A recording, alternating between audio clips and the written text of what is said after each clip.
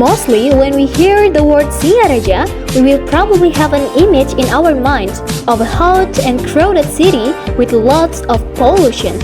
Some may also think about famous natural attractions like Lovina Beach, Gigit or Lemuke waterfalls, or maybe Banjar Hot Spring. Apart from being famous for its amazing natural tourist destinations, do you know that Singaraja city also has its colorful history, proven by the existence of historical buildings that are still well maintained and functions as tourist attractions to help the local community's economy?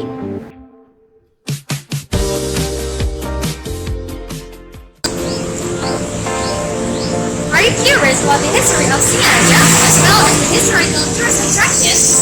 Certainly, most of you think that history is something boring because it talks about old-fashioned things. But don't worry, with Yunda we will discuss the history of Singaraja with fun throughout this video. So, keep watching!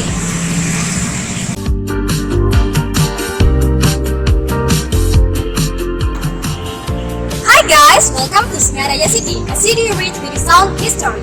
Now, I'm standing here in front of the statue of Sakti, the founder of Singaraja City. The emergence of Singaraja as a major part in Bali started during his time. As you can see, for me is Puri Buleleng, which used to be the palace of Buleleng Kingdom. Unfortunately, this place is not open for public because it is used as a private house for the royal family. What we're going to visit is Puri Gede or Puri Agung Buleleng, which is open as one of the tourist destinations in Singaraja City. How does it look like? Let's have a look closer into it. Located on 12 major metro streets Singaraja, Puri Agung Buleleng share the same locations as Buleleng Museum and Gedung Kirtia.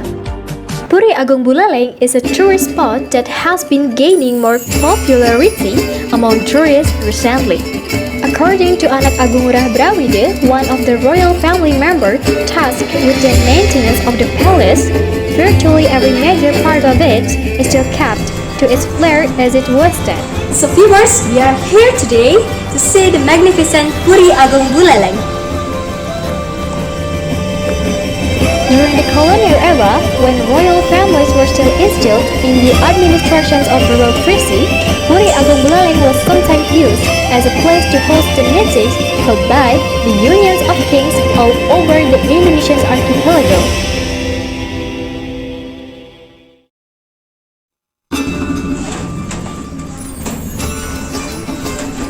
This Puri is visited by tourists, either foreign or domestic, mainly on weekends. They come to study about the past histories recorded here, together with the unique beauty of its architecture.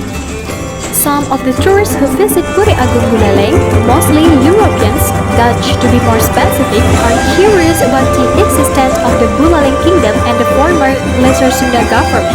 Their curiosity is sparked by the Balinese relics in the forms of lantern, photos, and other objects that were taken during the colonial era and preserved in the museum in Leiden, the Netherlands. That's a little thing about Puri Agung Buleleng. Now, let's move to the next place, Gedung Kirtia Museum. Stepping from Puri Agung as a package of city tour around historical buildings in Singaraja, the Buleleng Museum is a must-see before we explore the historical heritage in Gedung Kirtia Museum. There are 3 museums under Buleleng Culture Department.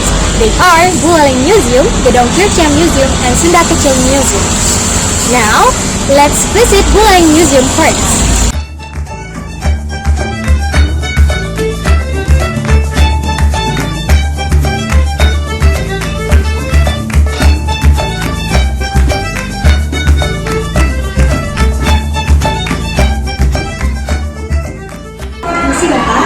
Bolehkah saya mengetahui sedikit informasi tentang museum ini? Bisa. Yaitu kita melestarikan peninggalan warisan budaya Bali Utara, khususnya Bali Agung, yang ada peninggalan itu koleksinya alat rumah tangga, etnografis, dan prasejarah. Sejarah itu, prasejarah.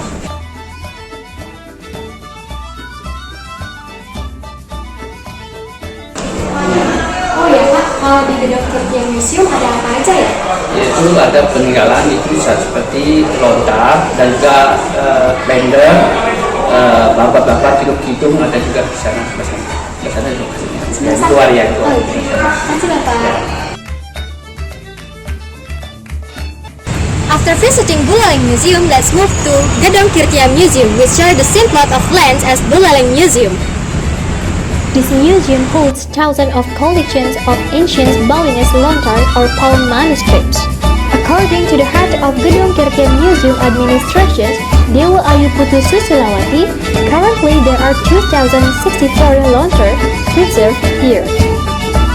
The palm manuscript themselves are organized into 6 different classifications. They are lontar Weda, lontar Agama, lontar Wariga, lontar Babat, lontar Tantri, and Lampahan. Gedong Kirtia was first opened to the public during the Dutch colonial era in September 14, 1928.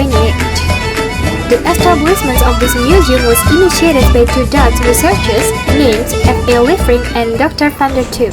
We have looked around this museum. So now, let's move to our last destination, to Buleleng Harbor. Are you ready? Let's have a little ride to reach it.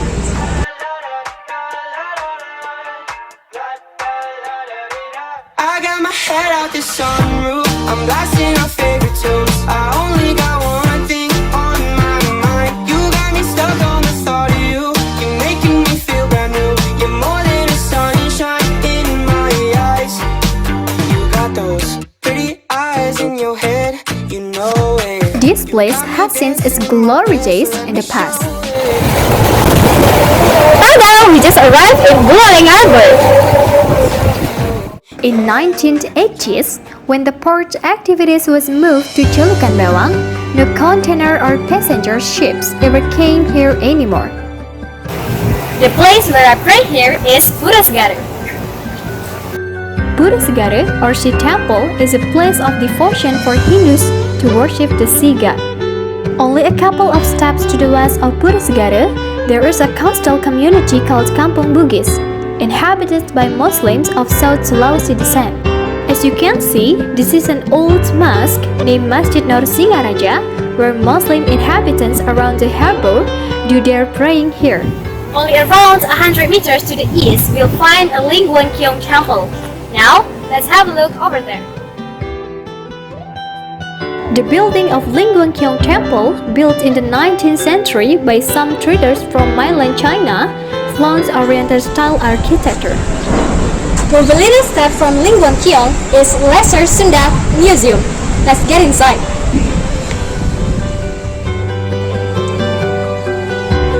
Sunda Kecil or Lesser Sunda Museum is the place where we can gather information about the beginning of the opening up of Buleleng Harbor and the vital role it held as one of the hubs for trade and commerce during past centuries. As a place which witnessed Balinese struggle against colonialism, this old harbor is turned into a tourist attraction. It is renovated in several places, and now it is one of the favorite places to hang out for young people and occasional travelers. This is Yunda Mandala Tama Monument, which was built in 1987 to commemorate the heroics of Indonesian freedom fighters. The old Buleleng Harbor is the right place for those who want to expand their culinary experience on the floating restaurants. Turns out that Singaraja is culturally rich, right? So, what are you waiting for? Come to Singaraja and expand your knowledge on history as well as have a good time here. Thank you for watching this video. I'm Yunda. Goodbye!